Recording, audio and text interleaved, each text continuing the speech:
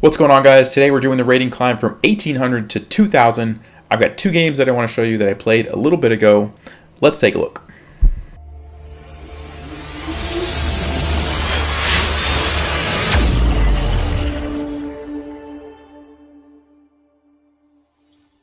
Alright, so the first opponent was 1830, and we were black. He plays e4, so I played the Scandinavian defense like I normally do, d5. Captured it, played knight f6. If you've seen my videos, you know this is a line I like to play, where we do give white the option to defend this pawn and hold on to it if he wants to, so we don't recapture it right away. And that's what he decided to do. And now I had the opportunity to play what's called the Icelandic Gambit. So you play e6, and he can essentially trade this off, and he's just up a clear pawn. But the advantage that we get, and that's what he did, the advantage that we get is that we get two pieces out right away. And white has to be careful because we have a lot of open files, and he's, really behind on development. So we have good compensation for the pawn, and usually this can lead to some pretty tricky positions, which I like. I think it's a lot of fun, and so that's why I like to play this. So my opponent played knight f3, and one of the things in the Icelandic Gambit that I like to try to take advantage of, if possible, is the fact that white's king is still in the center, right? He was behind in development, so it's going to take him at least two moves to be able to castle. And so I played queen e7 to take advantage of that. Now, I don't like the fact that I'm blocking this bishop in. I would have liked to play the bishop out first and then put my queen there so I don't block it. The problem with that is if I wait an extra move, it's not going to be quick enough to generate the pressure on his king that I was going for, right? If I waited another move, played bishop c5 first, let's say, or he can play bishop e2, and then he's going to castle next move, right? So I have to play it right away to generate this threat. And now if he plays bishop e2 to block the check, well, then I can take on c4 because his bishop is pinned by my queen. So that bishop e2 move no longer really works for him because he's just going to lose his pawn. So I was expecting something like queen e2 to deal with it that way, but then his bishop is stuck. He can't castle. It kind of sort of jams up what white is trying to do, right? White would like to play bishop e2 and castle right away, and then the position is much more comfortable for him. So that's why I went with queen e7, and he played d3, which is not the greatest move. I think queen e2 is better because now I can still take his pawn, and that's what I did because I have this discovered check, right? So I can just capture the pawn on c4. So he played bishop e2 to obviously block the check, and now I do have to do something with my bishop. It's under attack. I decided to go back to a6. I wanted to keep the pressure on this diagonal, particularly on this d3 pawn. So this is an isolated pawn, which, as you may or may not know, isolated pawns are weak because they can't be defended by another pawn. Right? Like all of my pawns and all of these other pawns, if you ever attack a pawn, they can always move it forward and then it's going to be defended. Isolated pawns doesn't happen. So very good target here. I also have half open d file, so maybe knight c6 castles. It just looks like a really good target. So I wanted to leave my bishop on that diagonal as opposed to going back to maybe e6 or d5. So that's why I put it there. It's kind of a weird spot for the bishop, but it just made a lot of sense in this case. So my opponent castled, and at this point I had to be very, very careful. So if you're watching this video, maybe you just take a second and think, what is the biggest risk that I have in this position? Well, if you said the open e file, you'd be correct. White most likely is going to play rook e1 next move, and I have two major pieces that are going to be under attack as soon as he moves this bishop, right? So that's a very real threat. It's actually a pin on my queen, and so I have to be very careful. And so that's what I was thinking about in this position. How am I going to deal with this move that I know is coming next? And so I played knight c6 so that I can castle and get my king out of the center. Now, he is going to still have a discovered attack on my queen, but, and this is something that I kind of saw ahead a few moves, because otherwise I could have gotten into some big trouble, but his bishop doesn't have any good, discovered attacks. So that's what is okay for me in that position. The knight and the pawn block his bishop from going anywhere useful, right? So he played rook e1. I castled queenside like I talked about to get out of the center, to get out of that pin. And you see that the only move that he has with his bishop is to actually go back to f1, which it still attacks my queen, but it's not a big deal. I can just move my queen over here or something. I just get out of the threat, right? If this knight was gone, he could have played bishop g4 check, which is terrible for me, right? Because now my queen's in danger and my king's in danger. Or even if this pawn was gone, he could like capture this bishop, and now I have, you know, 2 threats to worry about. But because the bishop didn't have any of those moves available, I'm actually fine here. You know, bishop f1 is not really that big of a threat. All right, so now my opponent played knight to g5. Now, if you remember what I was just saying, this discovered attack on my queen, and the bishop didn't have any good squares to move. Well, now the knight is out of the way. So he does have this threat, bishop g4 check, which is going to win my queen. So that's the first thing that I noticed, because I was already thinking about the fact that there's a rook here with a discovered attack. So this is the thing that I wanted to deal with, and I figured the best way to do that was just move my queen over.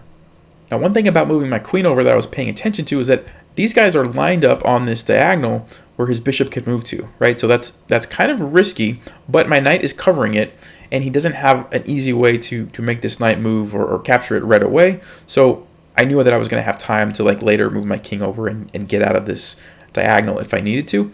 So that's why I played queen d7. I also considered moving my king over right away so that, you know, if he plays bishop g4, it's not check anymore.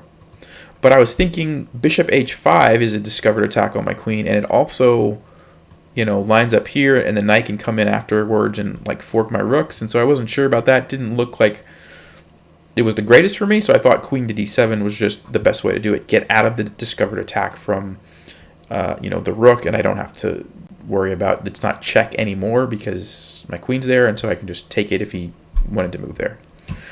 All right, so my opponent played queen b3, and he was going for this threat here. He wanted to take this with his knight, right, and fork my rooks, but he fell for a little tactic. And so this is where tactics and doing them regularly really pays off, because I was able to spot this tactic pretty quick, and I saw that I could play knight to d4. And the idea behind knight d4 is that obviously I'm attacking the queen right away, so he has to do something with the queen. If he tried to go with his original plan, capture here with the knight, he's just going to lose his queen, so that doesn't make sense. And if he takes it with his queen, I think what he was thinking is that maybe I would capture, and then he could recapture with the fork on the rooks. But after he took it, I don't have to take it, right? And actually, that's what my plan was. I saw that I could just leave this sit here, and if he takes my queen, I'm just going to take him back. Everything else is defended, and I actually get the fork on the rooks. So he kind of just didn't see that little tactic. So queen b3 wasn't the greatest move. He probably should have tried to develop some pieces or something. But so I played knight d4. He captured that and then went in for the fork. And so at this point, my opponent actually thought for a while and decided to go back to b3. So it was kind of a wasted maneuver. He didn't really get much except a pawn out of that deal. All right, so my opponent decided to go back to b3, and now he's attacking my knight. He's also, you know, has the threat to go here is happening again, right, to work my rooks. But I have 2 options here. I can take either one of his rook or do something else. And so at this position, I'm kind of just thinking through what's the best option here. Now, I don't want to just deal with this threat, like by maybe moving one of my rooks or something, because my knight's under attack. So that's kind of the top priority. I thought about taking this rook, because normally you want to, when you have a choice, you want to take the piece that's the most active, right? This rook's in the corner, not really doing much. This rook could potentially become involved once this bishop moves out of the way. So I wanted to take this rook, but I ended up taking the one in the corner, and the reason why is because it attacks the queen. So I gain a tempo. So a tempo in chess is just like one move, right? Like white has a tempo and then black has a tempo. So when you gain a tempo, it's kind of like a free move. And so if I take on e1, it gives him the ability to come in here, and then I have to think through what's happening with my rooks, and it's still better for me. I'm going to be able to take this and maybe some other pieces, and I'm still in a better position, but and actually that's what, you know, the computer is saying knight takes e1 was the best move, but from my point of view, I just liked the fact that taking this rook attacked the queen, so I didn't even have to really think through this move. He can't go there, I just take his queen. So that's why I captured the rook on a1. So he played queen c3, just had to move his queen somewhere. And I played h6. I just wanted to chase the knight away. I could do it with tempo, so I'm not really wasting a move because he has to move, and then I can do something else afterwards, and then I don't have to worry about this threat anymore. If I wanted to move my queen somewhere, he's not going to come in here with his knight and fork my rooks. So I just chased his knight away. And after he went back, I was looking at a couple things. So first of all, I'm thinking about, can I complete my development? So I have one piece here that hasn't been developed. So I'm looking at options. I could go there and, if he takes me, I could like go here and get a fork, but giving up 2 pieces for a rook usually is not a good trade. So I didn't want to do that. I couldn't go to c5 because he would just take me. I could go to d6, but it doesn't feel right blocking, all my pieces from a nice target. And then bishop e7 is kind of passive, puts it in line with the rook. So I was trying to think of better alternatives, and I noticed that knight to d5 attacked his queen. And then I started to think, okay, after I move there, where's he going to move his queen to? And if you look at the position carefully, and I'll just go ahead, that's what I played. If you look carefully, his queen doesn't have a lot of squares, right? So he can't go here or here because of my knight. He can't go here because this knight. He can't go here because the bishop. And so it seemed like he didn't have a lot of options. Maybe queen d2 is what I was thinking, but then I could play like bishop b4, lining up on the queen and rook. Now he's going to be able to block with the knight, but then I could probably trade some pieces off. And this puts my knight in a nice centralized square. So that's why I played knight to d5. He actually played queen d4, which I didn't think he would because it opened up the square for my knight. So I was able to get a fork on the queen and the rook. And you can see that white's position is just kind of falling apart. Losing both rooks, is obviously not good. So he saved the queen, and then I just captured the rook. He recaptured, and now I move my king over. When he recaptured, he opened up this bishop.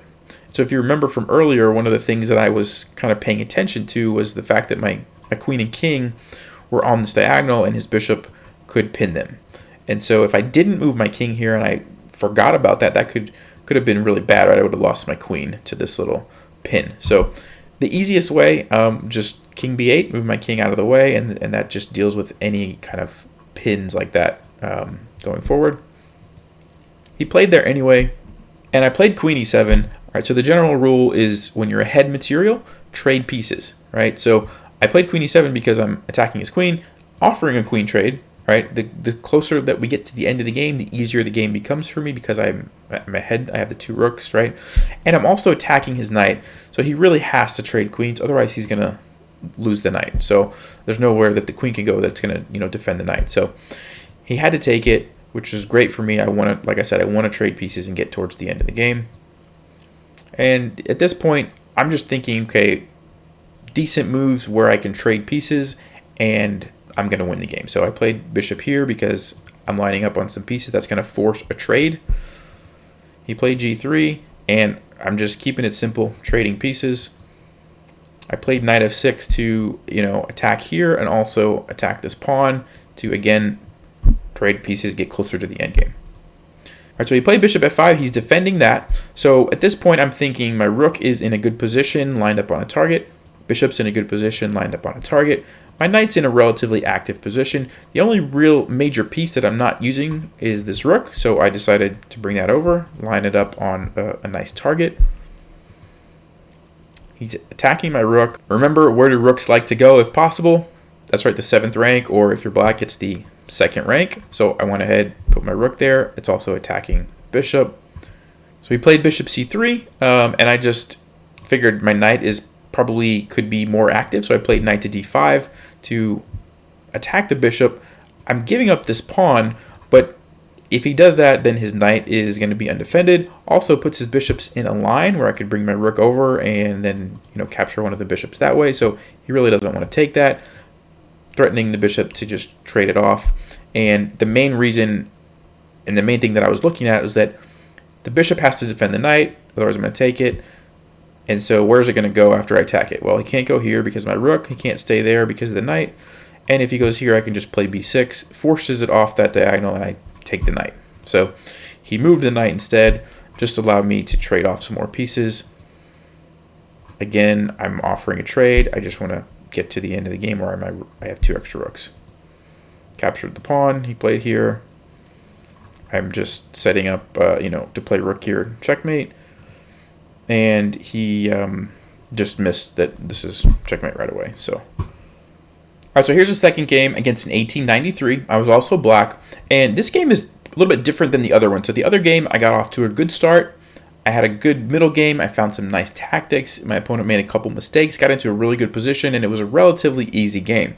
This game, on the other hand, the opening didn't go super well. Got into a tough position. Was actually kind of playing behind, trying to hold on, and then was able to pull it out in the end. So we'll see that now. All right, so this guy played d4 instead of e4, so I played e5. Again, this is the gambit that I've been experimenting with. He captured, and I played d6. And most people seem to know the best response to this, so I think I may end up changing it up pretty soon. I'm still going to give it a few more tries, but after knight f3, knight c6, bishop g5, white just gets a pretty nice game. And so I don't think this is... I don't recommend that you play this gambit at the higher levels. At lower levels, I think it's fine, but when you get up to 18, 1900, 2000... I just got into a really tough position, and it was not the start to the game that you want. So f6, he captures, and I capture with the knight. So the idea is I'm opening up these files so that I can castle and hopefully get an attack and get some pressure on the open files. But that, as you'll see, did not happen in this game. So he played e4, and one of the things that I was paying attention to is I didn't want to let him get bishop c4 and gain control of this diagonal, because I've already weakened it by giving up this pawn. So I played bishop e6 so that I could gain control of that diagonal. And he played knight c3, just developing his pieces to good squares. And so he's playing very well so far. And I played bishop e7 to break this pin, because I thought, knight d5 was probably coming at some point. And so I have to develop this bishop somewhere. So I played bishop e7. And bishop b5. And now, at this point, things started to go downhill fast. So I castled, which I think is fine. I wanted to get out of the pin. I had to put my king somewhere, and it does put the rook on the half-open file. But after he castled, this is where I made a mistake. So I played queen to e8. And the idea behind this move is that I wanted to relocate my queen over to the king side so that I could get some pressure on his king. So I was thinking I could potentially go to g6, attack the bishop, attack this pawn, line up on his king, or sometimes even you could go to h5, bring the knight in, get some pressure that way. So that was my plan. And I saw that I was putting myself into a pin, and I also saw that he could play knight d4, attacking that knight, attacking my bishop. I thought that I would just play bishop back here, protect everything, and if he trades, I just take back, and I thought I was going to be fine. But I'll show you what I missed. So he did play knight d4. Like I said, attacking both of these. I can't take it because my knight's pinned. So I had to go back. And this is the move that I just missed. I just forgot to look at it, right? And bishop c4 check, right? Remember early in the game I said this is a diagonal that I didn't want to give him control of. That's why I played bishop e6. So I should have thought of that. I just forgot to look at it in this case. And that's a very strong move because I can't block the check really with anything. Like if I block with the pawn, he's just taking it. I'm losing a pawn. I can't go there. I can't go there. I don't want to go there and lose my rook. I have to play king h8. And then he can play knight e6 exactly like he did. And the issue is my rook's under attack. If I try to move the rook, like let's say here, then he's taking this, getting a fork. It's terrible for me, so I have to give up my bishop that's controlling those light squares, right? So when I gave up this pawn, I weakened the light squares, and now he's got the light squared bishop. I don't. Very bad situation for me.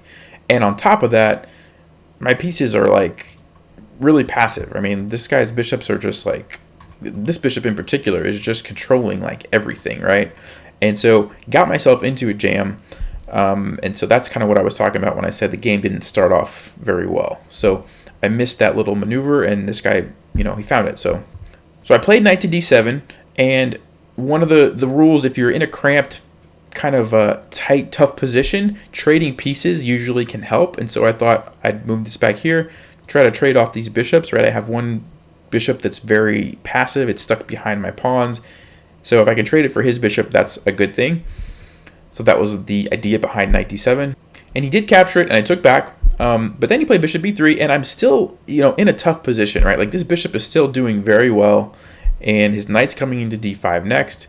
So at this point, I was trying to think, how can I maneuver my pieces over to the king side and try to get some sort of attack going, right? Because at this point, I'm still down the pawn that I sacrificed at the start of the game, and I don't really have much compensation for it, right? I'm just down a pawn at this point, and he has this bishop, which is just like owning me. So I played queen g5, and in my mind, I was thinking I was going to follow up with one of these knights to e5, and threaten potentially going here with my knight, and because I have the pin, it's defended by the rook, forces him to the corner, and then I can hopefully get some tactics going with my queen, knight, rook, something like that.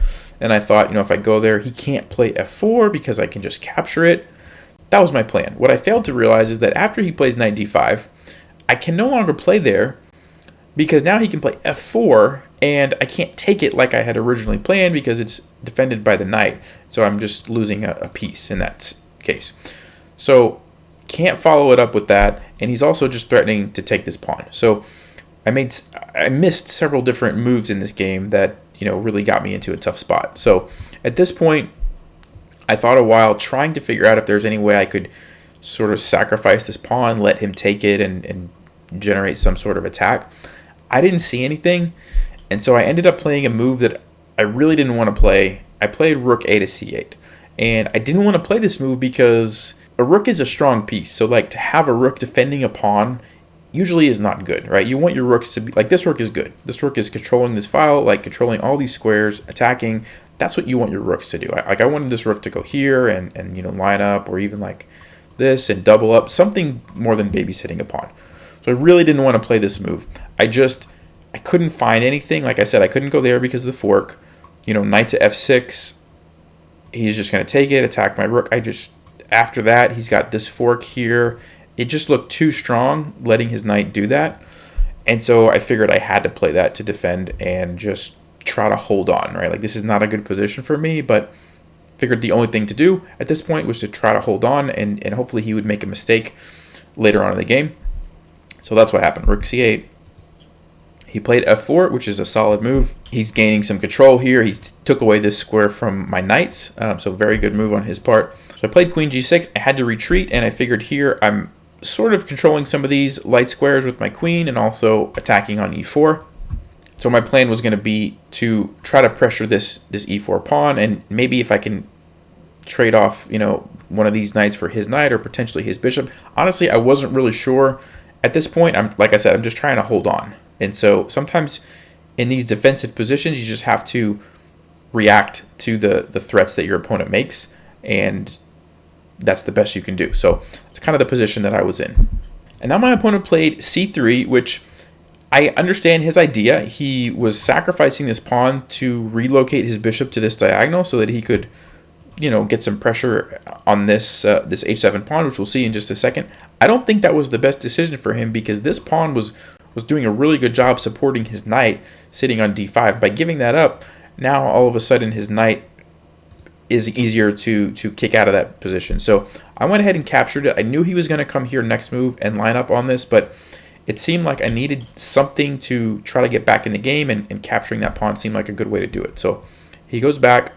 One of the things when you have a bishop lined up on h7 and your king is there, you have to be on the lookout for the queen coming in to try to checkmate you. So there's two ways that could happen. He could follow up with queen d3 to go for h7, or he could go to queen h5 and try to attack me that way. So at this point, I obviously have to move my queen, but I'm thinking ahead that, okay, after I move my queen, he's probably going to go here or here. What's my response going to be to prevent getting checkmated, right? So I played queen e6, and he did play queen d3, lining up there, and I had planned to play g6 and just blunt that diagonal with my pawns. So I followed through with that, and now, I don't feel like my position is as bad before, right? Like I've evened the material, so that's a good thing. Now it's 6 pawns to 6 pawns. His bishop is on a diagonal that I feel like I've controlled fairly well now with my pawns, and because that pawn is gone, his knight is not as supported. So I feel like I made a little bit of progress in those last couple moves by taking that pawn. With that being said, it's still very much better for white. So he played a really good move, bringing his rook over to the open file. Had to retreat my queen somewhere. I went to f7. I felt like it was the best square for the queen to really control a lot of these squares that are potentially weak. And it also puts pressure here if at some point, he, moves these, I can take that. But really, it was just had to move somewhere. Seemed like the best square to kind of defend as best as I could. And now my opponent played b4, which is a solid move. He wants to chase my knight away because my knight is controlling this e7 square. If my knight wasn't there, he could bring his rook in and I would be completely destroyed, right? If he gets rook e7 in, my queen's got to move, the knight would be under attack, his rook is just going to be awesome position. So I cannot let that happen. So that's the threat, and I figured that maybe the best way to deal with that would be to try to trade away this knight, because if this knight is gone, he can't bring the rook in because nothing would be defending it. I could just take it with the queen. So with that in mind, I played knight f6 to try to get rid of this knight. I mean, this knight is really strong. My knight on d7 wasn't doing a lot, so trading off those knights seems like it would really benefit me. And the only way he can avoid trading the knights is by moving back to e3, but that's kind of retreating and it blocks his rook. It doesn't look like the best move for him, so he played bishop b3. This bishop was kind of blunted, so he's bringing it to a new diagonal and lining up a discovered attack on my queen. So that's my biggest concern right now. He can move this knight pretty much anywhere, and my queen's going to be under attack. So I went ahead with my plan, traded off those knights, so that I think helped me some. And then I had to move my queen, so I played queen f6. I wanted to gain control of this diagonal so that right now he can't play queen d4 because of my knight, but he could very easily trade. And then, queen d4. I didn't want my king to come under attack that way, so I thought queen f6 seemed like a good place for the queen, controls that diagonal, but also continues to keep an eye on this e7 square, right? Because I didn't want to let him take, and get his rook down here. Because if he gets the rook on the 7th rank, it's bad news for me. So he played b4, attacking my knight, and I don't have a lot of options, right? Like his pawns are really just covering a lot of the squares that my knight could potentially go to. So I played knight to d1 to defend this pawn. If I would have went to like e7, then I'm losing this pawn. So I didn't have a lot of options, just retreating and again trying to hold on. And he played rook e4. He wants to double up rooks on this file, and then he is able to come down to like e7. So I wanted to do something pretty quick to not give him enough time to do that. So I saw this idea of playing c6 to attack the bishop, so I'm gaining a tempo there. And then after he retreats, I was thinking I could play d5, attacking the rook, gaining another tempo. And that's actually really good for him because he doesn't have the time to bring his other rook over, right? And then once I get those pawns up and the bishop is kind of out of the way, then I can consider moving this knight over here or here and kind of trying to get back into the game. So that's what I did. I played c6. He traded off the pawns first and then had to move the bishop. And I just followed through with my plan, played d5, chasing away the rook with tempo, which is very important because if I didn't have that and he gets this in, it's going to be very hard for me. So he played rook a4, and at this point he's getting low on time. You can see that the time 28 seconds. So he was starting to make slight inaccuracies, and this is really the point in the game where I was able to kind of claw back into it. So I played rook c7, just defending, what's being attacked, and he played rook a6. And so now I was finally at a point in the game where I felt like I was able to go a little bit on the offensive, right? So everything is kind of defended, and I played knight e6, putting pressure on this pawn and threatening the fork on his queen and his rook, and also just getting my knight off the back rank into a more active square. So he played queen to e3. He's defending this square, so I can't fork him anymore, but this pawn only has 2 defenders and I have 3 attackers. So I was able to capture that, and now he has got to be real careful because I have this battery and a discovered attack lined up on his rook. So for example, if it was my turn, I could play knight h3 check, and regardless of how he captures my knight, I've got queen f1 checkmate. So this is the point in the game when it really flipped to be he was ahead for the last several moves, and now I'm actually in the driver's seat because of all these threats with this battery, and his bishop's it was really strong earlier, and now you can see because I got the pawns on the same color, it's kind of blocking it off. His bishop's not doing much, and my knight is actually really strong. So this is the point in the game when it kind of switched. So he played rook e1 to get out of the attack from my pieces. And at this point, I'm just thinking about tactics. So this is where tactics puzzles and tactics training really goes a long way. Positions like this. So I played knight to d3. So it looks like a free knight, but it's actually not, because if he moves his queen there, I've got queen f2 check, has to go to the corner, and I take the rook, and then he's getting mated. So it's actually just attacking his rook. So I played that. He played rook to d1, attacking it. And now I brought the other rook over, so I have this triple battery here. And so even though he has 2 pieces attacking this knight, he can't really take it, right? Because if he takes it with the queen, I'm going to be able to come down here, check, force his king over, and then I can go check. He takes, I take. Well, I'll just show you, I guess. If he takes this, I'm going to play queen here. He goes here, and I have this queen sacrifice that leads to back rank checkmate. So that was my plan there. And if he takes it with the rook, just checkmate right away on f1. So even though the knight's undefended, he can't take it with either of these pieces, which is kind of cool. So you can see the power of this battery on this open file here. So he played h3, which was a good move. He's basically eliminating the back rank mate threat. So now if we go back and look at that line again, he's not going to get checkmated at the end of it. He can just run to h2. So that was a good move. Now I actually do have to do something with my knight. So I went back to f4. And he captured on a7, which he was thinking that is defended by the queen. So if I take, he takes with the queen. But that was actually a blunder. I played knight to e2 check. The idea is he can't take it, or then I take his rook and it's no longer defended. He should have played king h1, and then I was still kind of calculating and trying to figure out what the best move was going to be. One option that I was thinking of was capturing the rook and then taking this pawn, maybe like with my knight or something, and then bringing the knight back here. Or there was other lines like knight over here check, and then trying to get some sort of a checkmate threat. But he played king h2, which was not the right square. h1 was better. So I played queen to d6, and I didn't actually see it at the time during the game. I only had a minute, so I was going pretty quick. But it's mate in 5 if he plays g3, or if he plays g3 or king h1, it's mate in 5. So if you want to take a second and see if you can solve that, the only thing that I guess lasts a little bit longer according to the computer is queen f4, but basically it's game over at this point. So that's what happened. He only had 19 seconds left. I think he was trying to figure out if there was a way out of the position, and he actually lost on time. So that was the second game. But I just had an example of why it's game over. If he tries to just go back to h1, the rook can come in, and after he trades, he has no moves except blocking with a queen, and then we have mate. So really there was no options for him at this point. All right, guys, well, I hope you learned something from those 2 games. Be on the lookout for the 2,000 to 2,200 range. That'll be coming next. But as always, thanks for watching. Stay sharp, play smart, and take care.